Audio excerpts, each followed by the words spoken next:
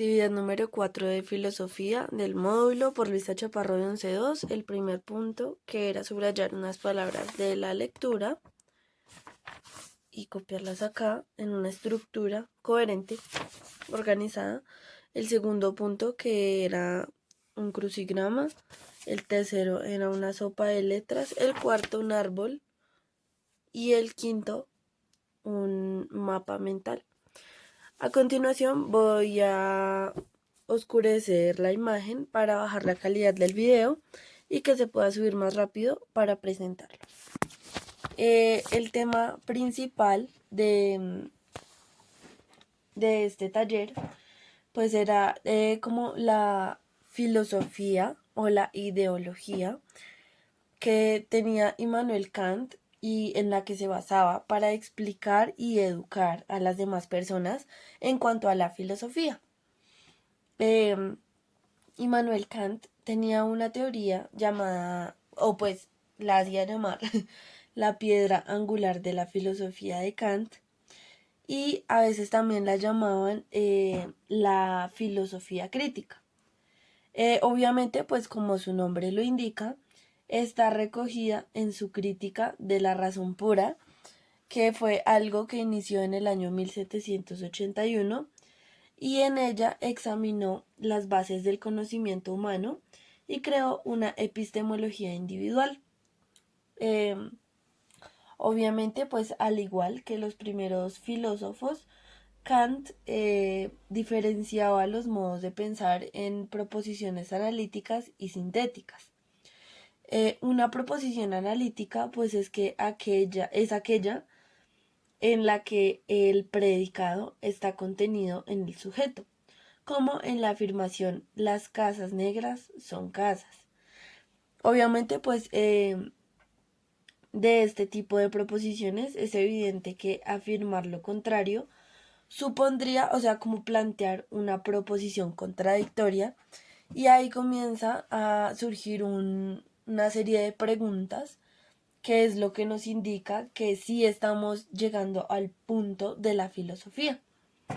Eh, Hay proposiciones que son llamadas analíticas porque pues la verdad se descubre por el análisis del concepto en sí mismo. Y las proposiciones sintéticas, en cambio, pues son aquellas a las que no se les puede llegar por análisis puro, como en la expresión la casa es negra, sino que todas las proposiciones comunes resultan de una experiencia del mundo, casi siempre pues son sintéticas. Las proposiciones, según Kant, pueden ser divididas también en otros tipos, como la empírica o a posteriori y a priori. Ya sabemos que a priori es como lo que se anticipa y a posteriori lo que pasa después de. Y empírico pues es algo que se aprende naturalmente sin hacer como ningún tipo de anticipación para aprender algo. Las proposiciones empíricas obviamente dependen como de la percepción, y las proposiciones a priori tienen como una validez esencial y no se basan tanto en la percepción. La diferencia entre estos dos tipos de proposiciones pues puede ser ilustrada como la empírica, ya indicando otra vez como la casa es negra, y la a priori 2 más 2 son 4. Entonces la tesis de Kant en la crítica consiste en que resulta posible formular juicios sintéticos a priori. Y esta posición filosófica es conocida como trascendentalismo. Al explicar cómo es posible que este tipo de juicios se mezclaran o se unieran, Kant consideraba que los objetos del mundo material como incognoscibles en esencia, o sea, desde el punto de vista de la razón, sirven tan solo como materia pura a partir de la cual se nutren las sensaciones, los objetos en sí mismos y no tienen existencia. Y el espacio y el tiempo pertenecen a la realidad solo como parte de la mente, como intuiciones con las que las percepciones son medidas y valoradas. Refiriéndonos un poco a Kant en la rama un poquito más alejada de la axiología, podríamos decir que lo ideal siempre se caracteriza por su no realización, pues de lo contrario sería real. Como, ¿cuál es su función entonces? Siempre surgiría como ese interrogante a raíz de eso. Entonces la explicación creo yo que sería muy clara, porque mientras que lo real existe, en la experiencia es algo pues muy fáctico, es algo literalmente muy real. En cambio, lo ideal no existe en la experiencia, sino que su lugar es el pensamiento, como guía o modelo para la experiencia. O sea, un hombre real, como para nosotras las mujeres, es un hombre que trabaja, que tiene deudas, que estudia muchas veces, que tiene defectos, y un hombre ideal es el que no tiene defectos, el que no sale, y así sucesivamente. Y son como ese tipo de estereotipos o prototipos que nosotros mismos nos hemos encargado de imponer mediante pues pasan los años. El mundo de las ideas obviamente no es la realidad física, sino la realidad del pensamiento. Por ejemplo, pues la casa ideal y la casa real son muy distintas, son muy diferentes, como el amor ideal y el real, o sea, el ejemplo que di hace un momentico, y entre ambas hay una diferencia cualitativa. Eh,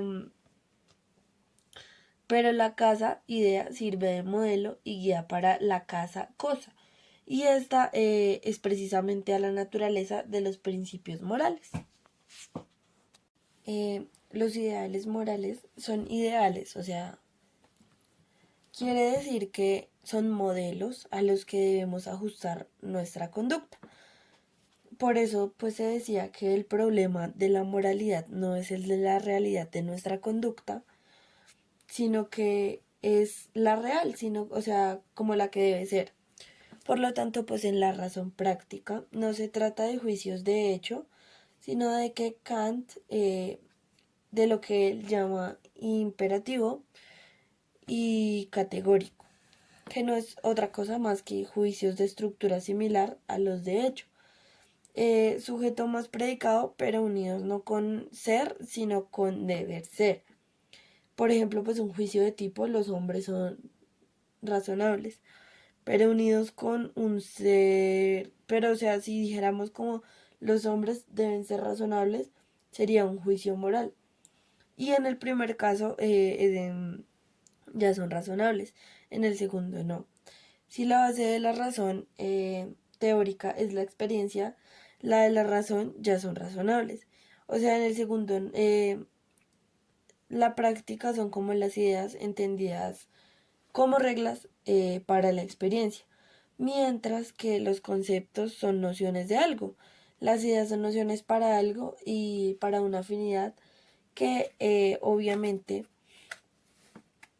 en el caso de la conducta es como la realización de un ideal o de un principio moral, y el conocimiento moral se formula en imperativos categóricos o mal llamados juicios del deber ser. Obviamente Kant arroja un dualismo en el que el reino de los fines y el valor se distancia de los juicios, más que todo teóricos.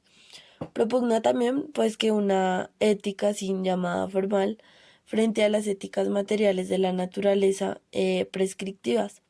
Lo único que nos movería a actuar moralmente sería el puro deber, independiente de la utilidad o satisfacción de lo. En ese sentido, pues habría que someterse al denominado por el imperativo categórico, mandato general de la razón que en sus diferentes formulaciones viene a decir que actuemos como quisiéramos que todo el mundo actuara con nosotros. Y no es algo con realidad propia y definida, sino como un ideal que reside en nuestra subjetividad racional.